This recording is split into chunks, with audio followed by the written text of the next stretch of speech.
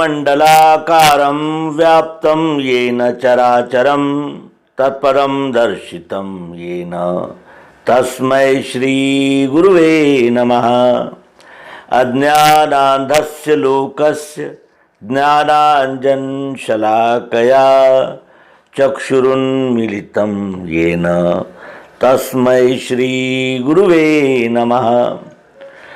अध्यात्म विश्व विज्ञान यूट्यूब चैनल पर अपने प्रिय मित्र आचार्य गुरुजन सभी का हार्दिक स्वागत करते हैं और हमारे सब्सक्राइबर्स, व्यूवर्स और शेयरकर्ता ये इन सभी की प्रेरणा, प्रोत्साहन और सहयोग का हार्दिक आभार व्यक्त करते हैं। मित्रों, कभी कभी ऐसे आलेख पढ़ने में आते हैं कि जो हमारे जीवन को प्रफुल्लित, उत्साहित और आनंदी कर जाते हैं। ऐसा ही एक पत्र आज इस अंक में हम अपने मित्रों के समक्ष रख रहे हैं। पत्र में कही हुई बात यदि आपको योग्य और यथोचित और सत्य लगी तो आप कमेंट बॉक्स में हमें अवश्य ही अवगत कराएं। ऐसी इस अंक के प्रारंभ में ही आप सभी से हार्दिक प्रार्थना है। लेख का शीर्षक है मीठी मुस्कान सुख की खान। सदा मुस्कुराते रहें, प्रसन्न रहें, हंसते रहें। मुस्कुराने का वरदान केवल मनुष्य योनि को प्राप्त है।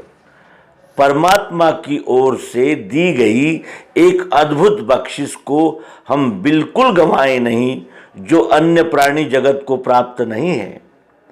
छोटे बच्चे दिन में 24 बार हंसते मुस्कुराते रहते हैं और सबको आनंदित और प्रफुल्लित कर देते हैं। हम क्यों हंसना मुस्कुराना भूल गए? परमात्मा ने हमें इस सुंदर आकर्षक संसार में प्रसन्न रहने के लिए भेजा है, न कि दुखी, खिन्न, उदास रहने और दुर्भाग्य का प्रसार करने के लिए। स्वयं हताश, निराश, दुखी, रोगिष्ट होकर अपने साथियों में दुख दारिद्र्य फैलाना पाप है। जो दुखी है, चिंतित है, खिन्न है, निरुत्साही है, उसका इस सभ्य समाज में कोई स्थान नहीं। ऐसे व्यक्ति से कोई कितना ही यानी करीबी हो, लेकिन कोई मिलना नहीं चाहता। सभी उससे दूरी बना लेते हैं।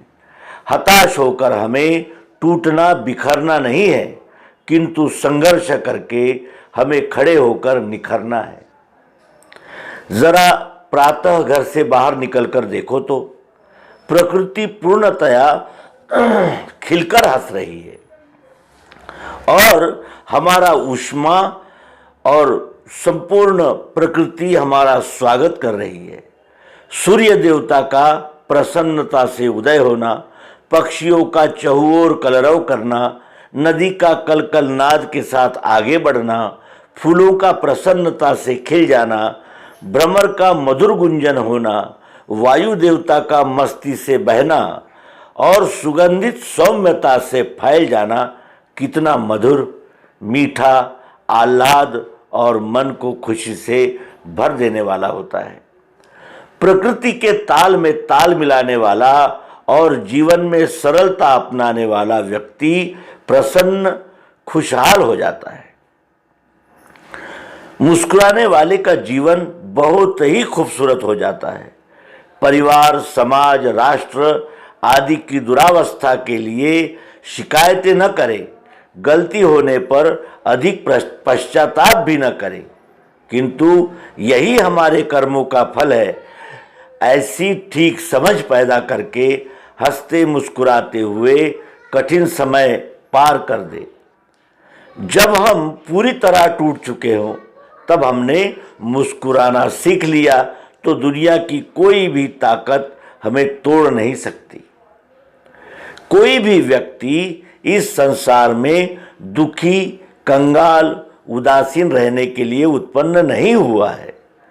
परमात्मा हमसे अपेक्षा रखता है कि हम आजीवन आनंदित और प्रसन्न बने रहे। किसी को ये अधिकार नहीं है कि वह अपना उदास चेहरा लेकर अपने चारों ओर मानसिक विषाद फैलाते रहें और आशंका, निराशा, भय के जीवाणु बिखेरता फिरे। आनंदित, उल्लसित, प्रसन्न चित्त व्यक्ति निराशा, उदासी प्राप्त स्थान में जाकर भी अपने स्वभाव के कारण वहाँ आनंद और प्रसन्नता का वातावरण उत्पन्न कर देते हैं। जब मनुष्य के मन में भय, चिंता, उदासी आदि होते हैं, उस समय उसकी मानसिक शक्ति बिखरी होती है। उस समय वह किसी भी बात पर उचित निर्णय नहीं कर पाता। चिंताग्रस्त मस्तिष्क की सोच विचार की शक्ति कुंठित हो जाती है।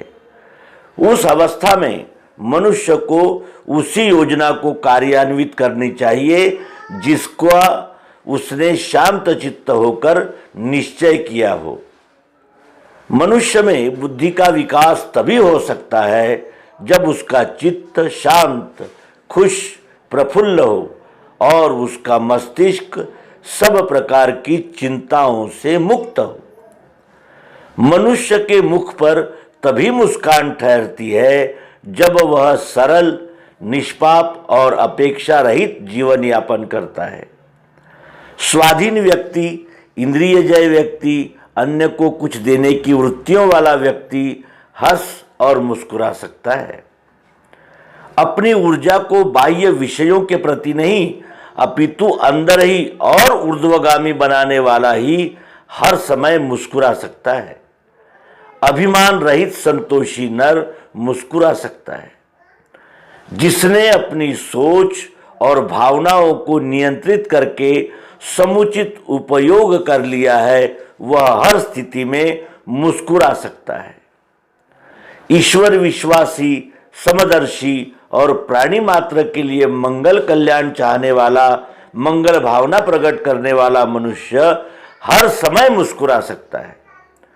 हमारे मर्यादा पुरुषोत्तम श्री राम, योगेश्वर श्री कृष्ण, महादेव, शिव, भगवान विष्णु, भगवान बुद्ध और संत महात्मा योगी जन सदा मुस्कुराते हुए उत्साहपूर्ण जीवन जीते थे। अतः आज भी वे ज्ञान विज्ञान संपन्न उज्जवल चरित्र के साथ हमारे हृदय में जीवित है। सोचने का ढंग प्रस्तुत करती हुई बहन नायाब दीदा ने बहुत सुंदर ही कहा है, मुस्कुराओ मुस्कुराओ, अगर आज कहीं से हार गए हो तो जान लो कि उसको जीत की जरूरत अधिक थी शायद। मुस्कुराओ मुस्कुराओ, अगर कुछ खो गया है तो उसको उसके नसीब का था शायद। मुस्कुराओ मुस्कुराओ, अगर दिल टूट गया है तो किसी को जोड़ने के लिए किसी का दिल तोड़ना जरूरी था शायद। मुस्कुराओ मुस्कुराओ, अगर रह गया हो दिल में दर्द कहीं तो कुछ बांट कर भी मुस्कुराओ। मुस्कुराओ मुस्कुराओ, जब बार बार सोचकर हताश हो जाते कि ये होता तो अच्छा हो जाता, वो होता तो अच्छा होता, किंतु इससे भी बुरा हो जाता तो क्या हो जाता। इसलिए मुस्कुराओ मुस्कुराओ मुस्कुराओ। तो मित्रों, इस मुस्कुराहट बिखरने वाले और हमें अंतर्मुख करने वाले इस आलेख को हमने अपने मित्रों के समक्ष प्रस्तुत किया। इस आलेख से हमें प्रेरणा मिलती है कि हम अपने स्वभाव, गुण और कर्मों को जानकर और अधिक व्याप न बढ़ाकर काम, क्रोध, लोभ, मद, मोह, मत्सर, चुगली, चाहड़ी, इनसे अपने आप को बचाकर और प्रकृति के सानिध्य में रहकर अपनी प्रसन्नता रख सकते हैं, अपनी प्रसन्नता की रक्षा कर सकते हैं।